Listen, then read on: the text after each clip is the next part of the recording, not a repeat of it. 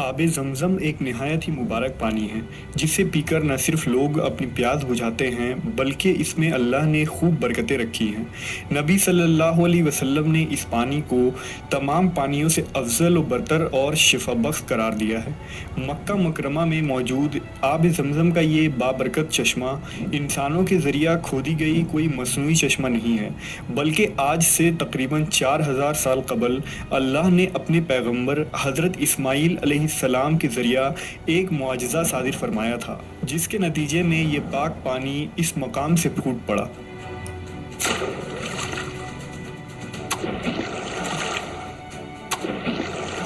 اس video میں ہم اس حیرت انگیز معجزے کا ذکر کریں گے جو بی بی ہاجرہ علیہ السلام اور حضرت اسماعیل علیہ السلام کی غیبی مدد کے لیے اس سنسان اور بنجر صحرا سے پھوٹ پڑا تھا۔ اللہ نے اپنے جلیل القدر پیغمبر حضرت ابراہیم علیہ السلام کو بہت سارے آزمائشوں میں ڈالا، مگر آپ ہر امتحان میں ثابت قدم رہے اور ان میں پورا اترے۔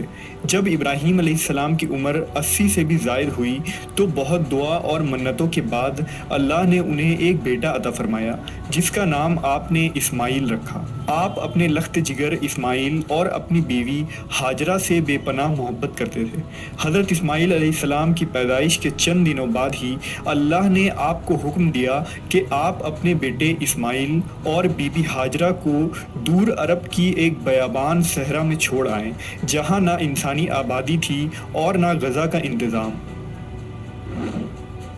جب حضرت ابراہیم علیہ السلام نے بی بی ہاجرہ کو وحی کی خبر سنائی اور بتایا کہ اللہ کا یہ حکم ہے، تو بی بی ہاجرہ جو اب تک شام کے سرسبز و شاداب اور بہترین آب و ہوا سے سرشار سرزمین پر رہ چکی تھی، اللہ کا حکم سنتے ہی بنا کچھ سوچے تیار ہو گئی۔ انہیں اللہ پر مکمل یقین اور اعتماد تھا کہ وہ ان کے لیے اس گرم صحرا میں کچھ نہ کچھ انتظام ضرور فرما دے گا۔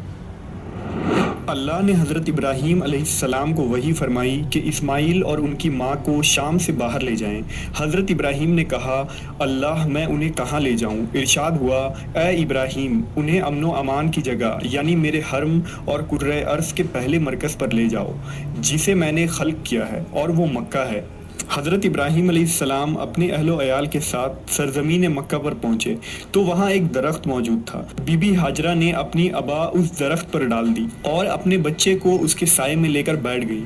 جب حضرت ابراہیم نے وہاں سے واپس جانے کا ارادہ کیا تو حضرت ہاجرہ نے کہا، اے ابراہیم، آپ ہم لوگوں کو ایسی جگہ چھوڑ کر جا رہے ہیں جہاں ایک بے آب و گیا صحرا ہے۔ حضرت ابراہیم نے کہا، جس خدا نے ہمیں حکم دیا ہے کہ تم لوگوں کو یہاں چھوڑ دوں، وہی خدا تمہاری مشکلیں آسان کر دے گا۔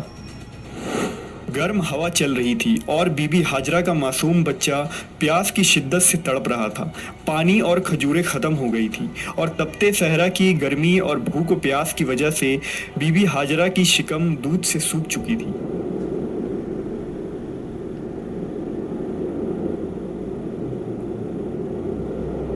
حضرت اسماعیل علیہ السلام بھوک و پیاس کی شدت سے تلبلانے لگے۔ بی بی ہاجرہ پریشانی کے عالم میں پانی کی تلاش کرنے لگی۔ جب آپ دور سے بیابان کی طرف دیکھتی تو انہیں پانی کا چشمہ نظر آتا تھا، لیکن جب قریب پہنچتی تو وہاں سراب نکلتا۔ اس طرح بی بی ہاجرہ 7 مرتبہ پانی کی تلاش میں صفا اور مروہ کی پہاڑیوں کے درمیان دوڑی، مگر آپ کو پانی میسر نہ ہوا۔ لہٰذا اس بے سہارا خاتون اور معصوم بچے کو دیکھ اللہ کی رحمت نے جوش مارا، اور جب بی بی ہاجرہ اسماعیل علیہ السلام کی طرف واپس آئیں تو دیکھا کہ اسماعیل پیاس کی شدت سے پتھریلے زمین پر ایڑی رگڑ رہے ہیں، جہاں سے اللہ رب العزت کے حکم سے پانی پھوٹ پڑا اور ایک چشمہ جاری ہو گیا۔ ایک روایت کے مطابق اس وقت جبرائیل علیہ السلام نازل ہوئے اور آپ نے اس جگہ کی زمین پر ضرب ماری تو اس جگہ پانی کا چشمہ جاری ہو گیا۔ حضرت ہاجرہ نے اس چشمے کے چاروں طرف حصار بنانے کے لیے مٹی اور پتھر کو جمع کرنے لگی۔ پانی تیز رفتاری سے پھوٹ رہا تھا، لہٰذا آپ نے اس پانی سے کہا، زمزم، یعنی رک جا، رک جا۔ اس لیے اس چشمے کا نام زمزم پڑ گیا۔ حضرت ابن عباس سے روایت ہے کہ نبی صلی اللہ علیہ وسلم نے فرمایا، اگر تمہاری ماں ہاجرہ نے اس پانی کا احاطہ نہ کیا ہوتا تو یہ مکہ کی وادیوں کو بھر دیتا۔ اس چشمے سے بی بی ہاجرہ خود بھی سیراب ہوئیں اور اپنے بچے کی پیاس کو بھی بجھایا۔ اتنے میں وہاں سے ایک قافلہ گزر رہا تھا۔ جب انہوں نے پانی کے چشمے کو دیکھا تو وہاں رک گئے اور بی بی ہاجرہ سے اجازت مانگی کہ انہیں یہاں قیام کرنے دے دیں، کیونکہ اس پورے صحرا میں کہیں بھی پانی کا نام و نشان نہیں ہے۔ لہٰذا بی بی ہاجرہ نے انہیں مکہ میں رہنے کی اجازت دے دی۔ یہ لوگ بنی جرہم کہلاتے تھے۔ بی بی ہاجرہ کو بہترین ہمسائے مل گئے، لہٰذا جب اسماعیل علیہ السلام جوان ہوئے تو بنی جرہم قبیلے کی ایک خاتون سے نکاح کر لیا، اور پھر ان کی اولادوں میں سے ہی قبیلہ قریش اور بنو ہاشم وجود میں آئے، جن سے ہمارے پیارے نبی حضرت محمد صلی اللہ علیہ وسلم کی پیدائش ہوئی۔